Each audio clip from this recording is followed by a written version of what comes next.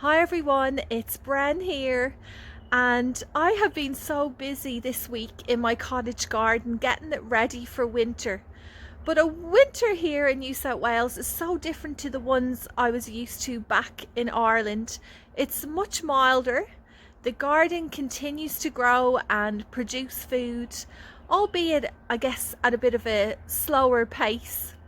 So in this update, I would consider it a bit of a before video where I share with you a whole load of containers that I've planted up this week with some seedlings. I've also sown some seeds, but I am most looking forward to sharing with you what I've been up to at the very back of our property in those in-ground garden beds, which I'm telling you, it took me a few days to do and I slept really well those nights. It almost wiped me out, but it's finished and they are planted up with a heap of brassicas.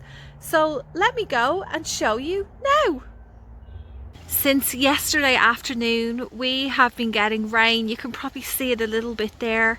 It's been fairly constant now, I'd have to say, since then, which is wonderful and just in time to help all of those autumn plants settle in.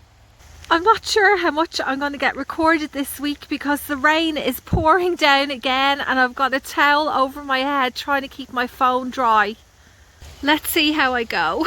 So underneath these teepees I ended up moving a bit more compost there this week, and I finally made a decision on what to sow here. It will be these sweet peas and mammoth mix, and you can see they come in an array of colours, and as well as that they have a very sweet fragrance. I just took some of them out of the packet so you can see what they look like. And a good tip that I learned a few years ago is if you soak these for a few hours or even overnight before sowing them in the ground, what that will do is it will soften the outer layer of these seeds and help with germination. Over here underneath the orange tree I have a pot of pretty red flowers. These are Globe Amaranth strawberry fields. It has been a very successful summer annual here. I'll definitely grow it again next year. But you know what? The time for these lovely flowers to be enjoyed is not coming to an end as winter approaches, because I am going to be able to pick these off now. Well, maybe I won't pick them all off right now because it's so wet, but on a dry day I will harvest these and dry them inside my house so that I'll be able to enjoy them in the kitchen over winter. Down at the back of the garden is where I did most of my work this week. There are huge changes in here. I cannot wait to show you. So you may notice that I've cleared out most of the weeds, which makes a big difference really, doesn't it? And I fixed up all the garden beds. So this summer I had 5 garden beds in here. Now I have 4. So I've cut it down by 1, but I've also widened them as well. This vine here is the West Indian gherkins. Let me have a little root around and see if I can find one to show you. Just found a couple in here. Let's see if I can grab that one. So this plant I didn't actually sow here. It's self-seeded from last year, and this is the West Indian gherkin. Quite spiky. It tastes very similar to a cucumber, and I do have other videos, harvest videos, where I've got these in them if you want to go and just have a look. I think from last summer where I had chatted about these a little bit more. But you know what, this week I almost pulled it out because I was on such a roll getting this area planted up in here. Let me go through the beds and show you what I've done. I'm standing at the very back fence.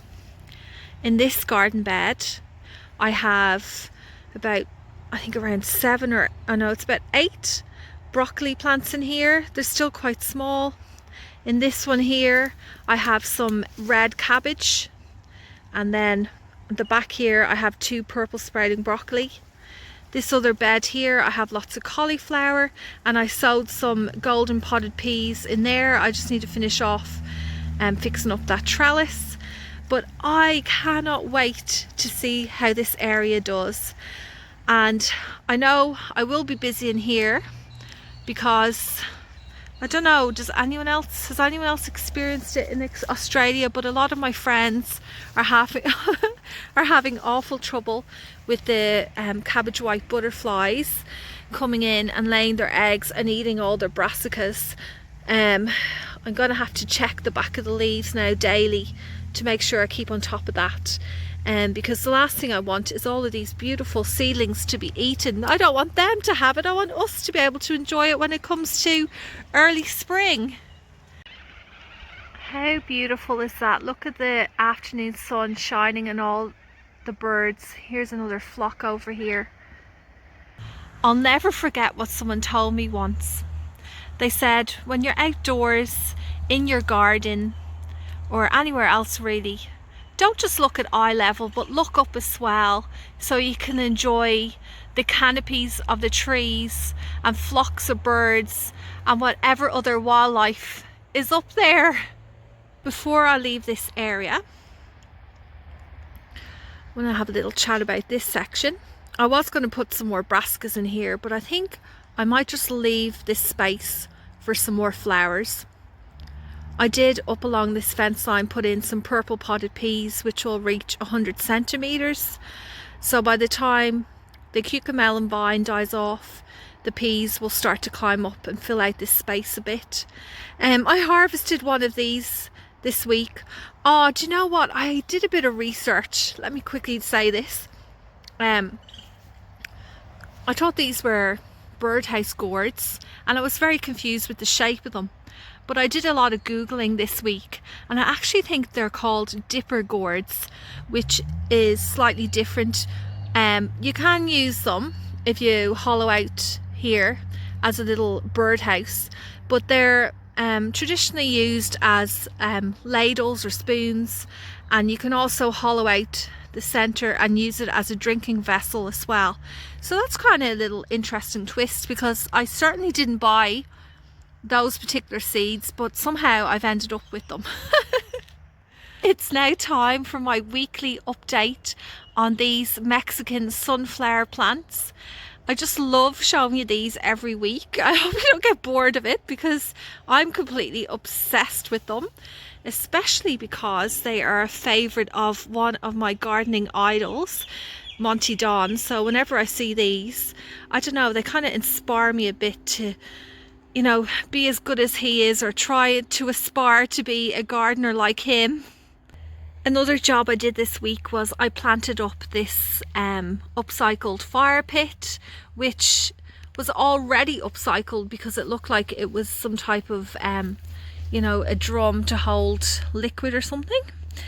So this is where I had the zinnias during the summer. I pulled all of them out, and I decided in this container to put in a real mix of flowers. I wanted to see if I could attract as many bees and other pollinators as possible, and yeah, I just went with a clash of everything. So I've got some lobelias, primulas, snapdragon, dianthus, what are those called again? Queen Anne's lace? No, that's not right. Elysium, Johnny Jump Viola, that one there's a poppy, some more Elysium, and you know what else I put in here? I put in a couple of lettuce, and these won't be to eat because this is a very rusty container. I don't know what chemicals have been in here before, so I won't be eating these, but I do have a reason why I put them in here, and that is because I am going to let them bolt or go to flower, because I find the flowers from, you know, radishes, lettuce, kale, all that kind of stuff are so small and they look beautiful, plus the bees go absolutely nuts for them. So let's just see what happens. And speaking of containers, I also made a start on potting up my random mix of pots, baskets, you name it, whatever I can find. I have to add some suitcases in here as well. And I went to my local garden centre last week. I think it was last Friday after I posted the last video.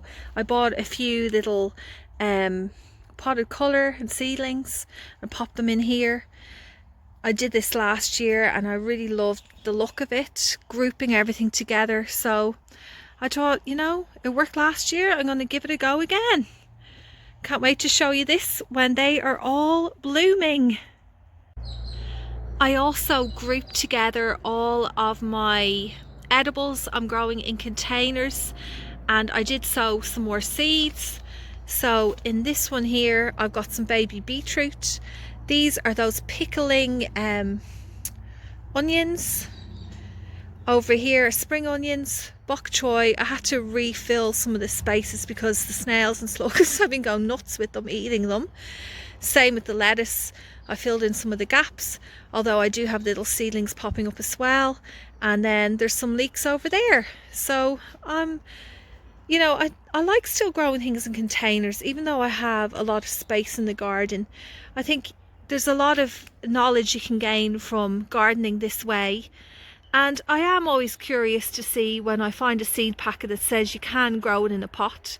I enjoy comparing, you know, these smaller varieties compared to other ones that you can grow straight in the ground or in bigger garden beds. And the last place I want to show you this week before I head off is here. It's still a big mess, but I did make a start on clearing out this garden bed down here, which had all those amaranth love lies bleeding. I still haven't quite decided what to put into this space yet, but this is just a bit of a before shot. Well, thanks so much for watching everyone, and I'll see you all again next Friday.